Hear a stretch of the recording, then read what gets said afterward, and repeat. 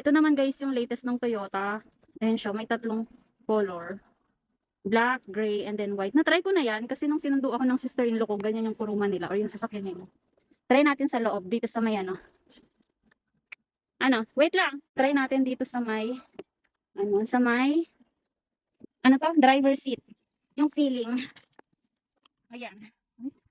Meron ditong susi. Pwede mong itry. So, ayan siya.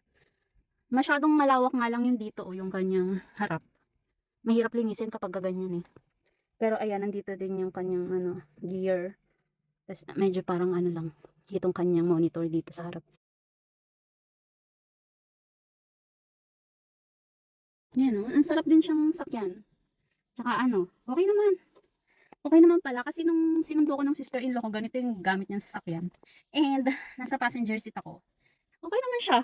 Kaya lang yun nga, medyo parang mababa lang yung dito. Kung malaking tao ka, medyo mauntog ka dito siguro. Pero meron tong yung seat neto na-adjust naman. So, alikabok. Anong ganda. Hindi ko alam yung neto.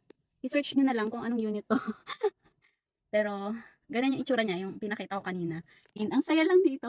Kasi madali lang dito guys, makakuha ng sasakyan kapag ka may work ka, tsaka may driver's license ka. So yun lang. Meron tao dito sa may harap ko, tinitingnan ako. Baba na nga tayo.